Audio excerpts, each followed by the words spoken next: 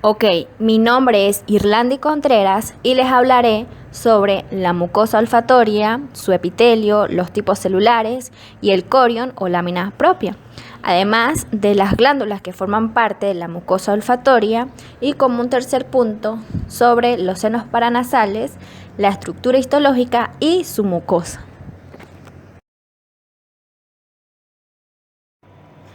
Entonces, para continuar con la primera parte del sistema respiratorio, hablaremos a continuación sobre la región olfatoria de las cavidades nasales o la mucosa olfatoria. Entonces tenemos acá un epitelio respiratorio y acá un epitelio olfatorio. Y podemos observar a simple vista varias diferencias entre ellos. La primera diferencia es que en el epitelio respiratorio se pueden apreciar varias células caliciformes, mientras que en el epitelio olfatorio no se observan células caliciformes porque no tienen. Otra diferencia es en cuanto a la altura. El epitelio respiratorio es mucho menos alto que el epitelio olfatorio. Y algo que los caracteriza y que los hace similares es que ambos están constituidos por un epitelio pseudoestratificado.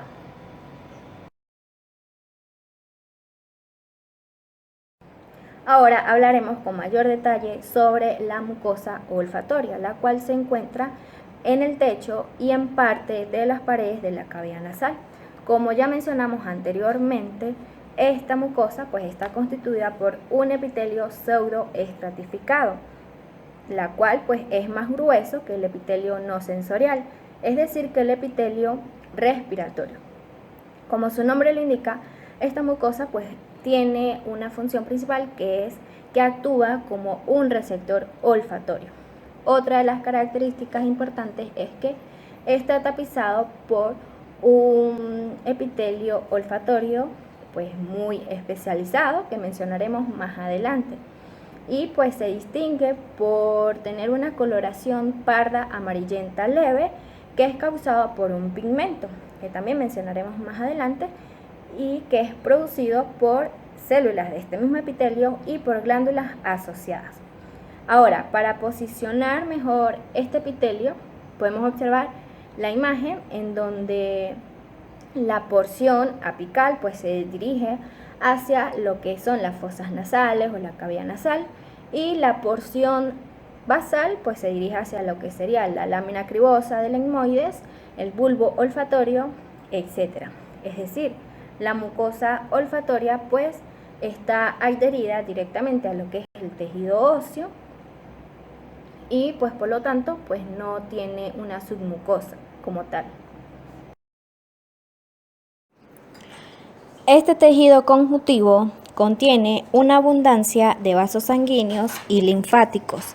Además, poseen nervios olfatorios amialínicos que poseen un diámetro variable y que están formados por prolongaciones axónicas de las células olfatorias que se han introducido en la lámina propia y que se han reunido con los axones de otras células olfatorias.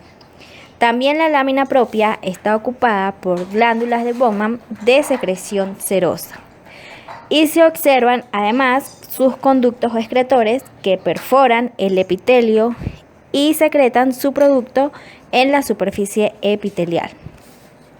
Recuerden que en esta mucosa de la región olfatoria no hay submucosa, entonces las glándulas de Bowman están en la lámina propia.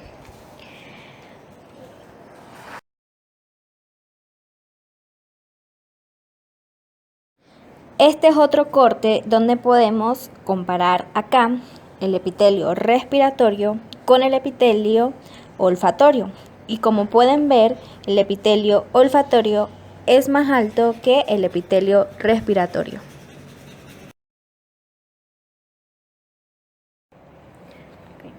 Ahora vamos a conversar sobre lo que es el epitelio olfatorio de la mucosa olfatoria. Acá tenemos un preparado donde podemos observar que hay una lámina propia, un epitelio que es bastante alto, que carece de células caliciformes. También podemos observar lo que son las glándulas serosas y varios estratos donde se encuentran los núcleos celulares en diversas ubicaciones. Entonces tenemos unos núcleos que están adosados hacia la parte basal, otros núcleos que están hacia la periferia, es decir, hacia la parte apical, y otros grupos que están dispersos por todo el centro del epitelio olfatorio. Y pues esto permite clasificar los diferentes tipos celulares que hay en este epitelio olfatorio, las cuales pues son 4, porque hay uno que no se observa muy bien en los cortes histológicos. Como dijimos, el epitelio olfatorio está constituido por células sustentaculares, donde sus núcleos se encuentran en el tercio apical. Segundo, por células receptoras olfatorias, con sus núcleos dispersos en el centro. Y por células basales, con sus núcleos basales. Además, tenemos un cuarto grupo que son las células en cepillo. Comencemos con las células receptoras olfatorias, las cuales son neuronas bipolares que ocupan todo el espesor del epitelio y que entran en contacto con el sistema nervioso central. Tenemos que el polo apical de estas células receptoras olfatorias tienen una sola prolongación dendrítica que se proyecta por encima de la superficie epitelial como una protrusión o una estructura bulbosa, a la cual se le denomina vesícula olfatoria, desde donde surgen numerosos cilios delgados y largos, aproximadamente de 10 a 23 cilios, en la cual pues cada uno pues puede tener una longitud de 200 micrómetros. Tenemos también que los cilios se superponen con los cilios de las células vecinas. Sabemos que los cilios pues son inmóviles, pero hay ciertas investigaciones que describen que pueden tener cierta movilidad limitada.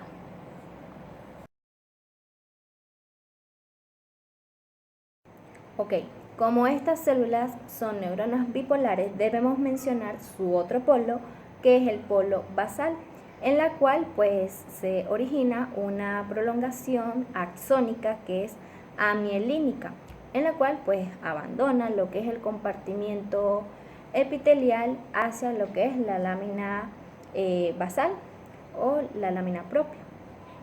Entonces tenemos que todos los conjuntos de axones de las células receptoras olfatorias que abandonan el compartimiento epitelial van a formar lo que será el nervio olfatorio o el primer par craneal, que pasa por la lámina cribosa del hueso etmoides. ¿Sabías que? Algo interesante y curioso es que estas células receptoras olfatorias tienen una vida útil de alrededor de un mes, pero si se lesionan, se reemplazan con rapidez y parecen ser las únicas neuronas del sistema nervioso que se reemplazan con facilidad durante la vida postnatal. Ahora bien, es importante saber algo sobre los mecanismos de transducción olfatoria, la cual ocurre en los cilios de las células receptoras olfatorias, donde las señales químicas o las sustancias odoríferas, que es lo mismo, se detectan y se unen en forma selectiva a las proteínas fijadoras de sustancias odoríferas, o BP, que están concentradas en el moco olfatorio. Ahora bien, los receptores olfatorios son específicos de las células receptoras olfatorias y estas pertenecen a la familia de los receptores acoplados a las proteínas G. Como ven en la imagen, hay un diagrama sobre este mecanismo, donde se muestran las moléculas odoríferas y las proteínas que son receptoras de las sustancias odoríferas.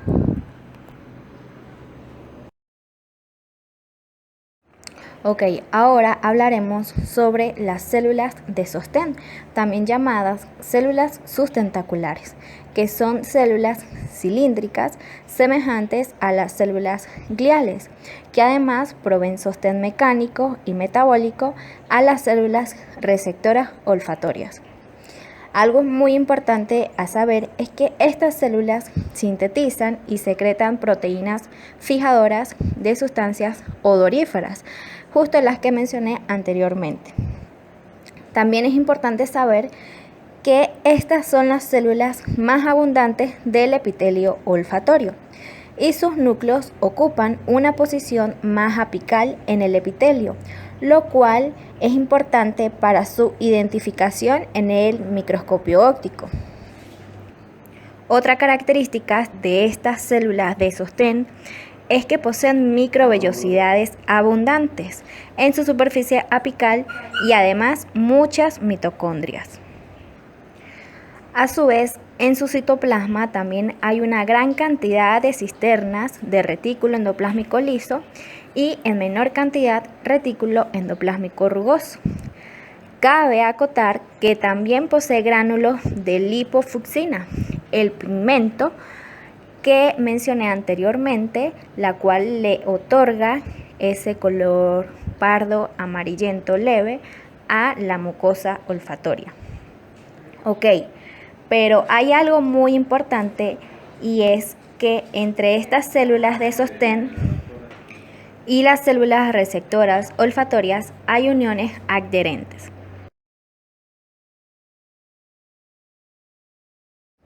Ahora vamos con las células basales.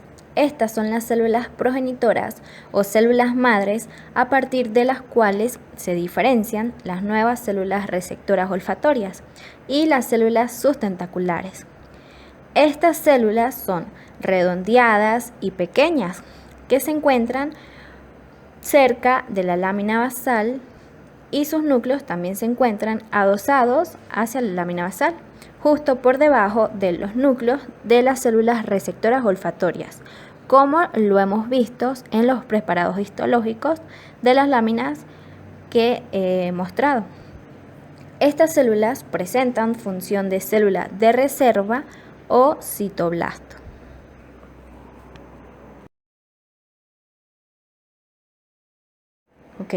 Hay un cuarto grupo de células olfatorias que no se observan en un corte histológico, pero que están presentes en el epitelio olfatorio y son células que están en una cantidad mucho menor. A estas se les llaman células en cepillo. Es decir, estas células también están presentes en el epitelio respiratorio de las vías aéreas de conducción. Entonces, las células en cepillo son células que también son cilíndricas y son especializadas en la transducción de la estimulación sensitiva general de la mucosa. Ahora bien, ¿por qué se llaman células en cepillo? Pues ellas presentan microvellosidades que se aprecian a través de un microscopio electrónico. Bien, ahora tenemos que ellas también tienen polo. En su superficie basal tiene contacto sináptico con fibras nerviosas que son ramificaciones del nervio trigémino y que funcionan en la sensibilidad general en lugar de la olfacción. Es decir, ella funciona más en cuanto a la sensibilidad que en el olfato. Cabe destacar que estas células podrían cumplir funciones también de absorción y secreción. ¿Por qué? Pues por la presencia de sus microvellosidades. También porque presentan vesículas cerca de la membrana celular apical y porque poseen un aparato de Golgi bastante desarrollado.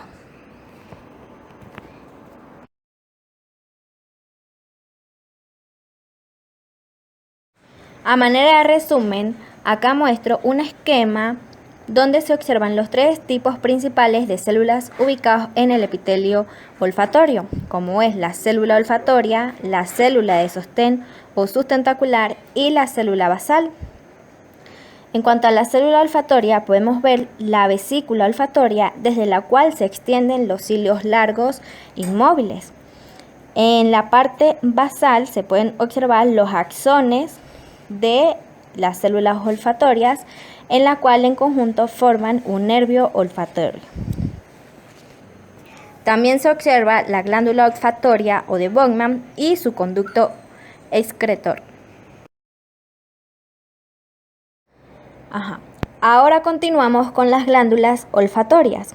Las glándulas olfatorias o glándulas de Bowman son una característica distintiva de la mucosa, las cuales son glándulas tubuloalveolares, que son cerosas y son ramificadas.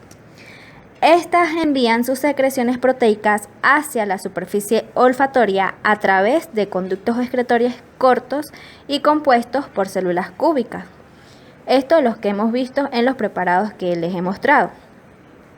A su vez, estas glándulas presentan gránulos de lipofuscina y en combinación con los gránulos de lipofuscina de las células sustentaculares del epitelio olfatorio, le van a impartir a la mucosa su coloración natural pardo amarillenta. Como se los había mencionado anteriormente, este pigmento se va a generar gracias a las células sustentaculares y a las glándulas de Bowman.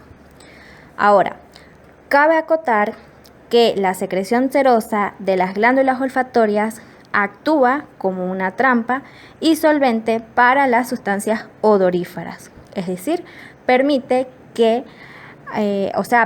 atrapar todos aquellos olores que entran a través del aire.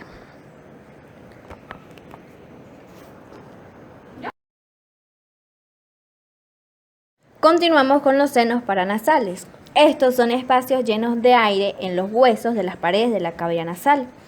Ellos reciben su nombre según el hueso en el que se encuentran, es decir, se encuentran en el hueso etmoides, efenoides, maxilar superior y el frontal. Estos senos paranasales están tapizados internamente por un epitelio pseudoestratificado, cilíndricos ciliados, con abundantes células caliciformes, es decir, forma parte del epitelio respiratorio. Dicho epitelio descansa sobre un corión delgado y escaso que contienen glándulas seromucosas. Además, el moco producido en los senos es barrido hacia las cavidades nasales por los movimientos ciliares coordinados.